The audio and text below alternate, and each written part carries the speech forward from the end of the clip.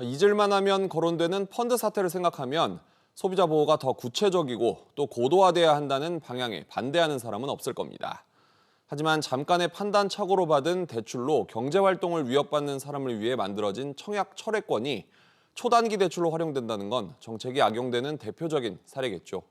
금소법을 둘러싼 논란, 이광호 기자와 더 알아보겠습니다. 일단 멀쩡히 갚았던 대출을 굳이 취소까지 하면서 되돌리려고 하는 이유, 뭐가 있을까요?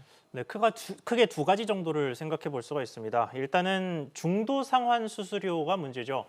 수수료율이 대부분 1%가 약간 안 되는 수준인데 대출 기간이 많이 남아 있을수록 수수료가 많아지는 구조입니다. 네. 특히 앞서 보신 공모주 청약처럼 열흘가량만 짧게 돈이 필요할 때는 중도 상환 수수료도 많아진다는 뜻이겠죠.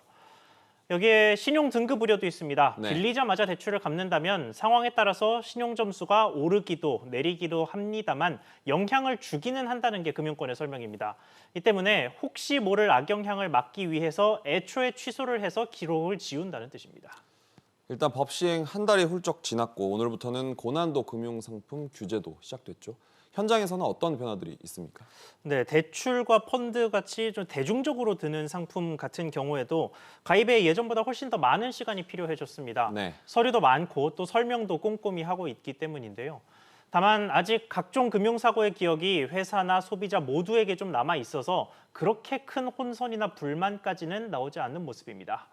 그리고 오래 걸리는 대면 영업 대신에 온라인으로 대출이나 투자 상품을 찾는 수요도 늘고 있다고 하는데요. 네. 다만 이렇게 가입을 온라인으로 자주 가게 되면 금융사 직원이 꼼꼼히 설명해줘야 할 내용을 소비자 약관처럼 읽지도 않고 넘기는 경우가 많아질 수밖에 없겠죠. 그러면 또 소비자 보호 취지와는 맞지 않는다는 문제가 생길 수 있습니다. 자, 그럼 논란이 좀 있겠지만 지금 같은 대출 취소 사태를 소비자들의 도덕적 해이로 봐야 할까요? 아니면 정당한 권리 행사로 봐야 할까요? 네, 관련해서 금융소비자 관련 연구자들이랑 이야기를 좀 해봤는데요. 아직은 제도가 시행 초기인데다가 또 소비자가 제도의 틀 안에서 이익을 찾아가는 걸 비난할 수는 없다라는 의견이 많았습니다. 네. 다만 지금 앞서 보셨던 대출 취소 사태 같은 것들이 점점 늘어날 경우, 장기화될 경우에는 결국은 은행이 그 비용 부담을 전체 소비자에게 떠넘길 수도 있다는 우려도 함께 제기됐습니다. 명암이 뚜렷한 만큼 보완책이 필요하겠군요. 잘 들었습니다.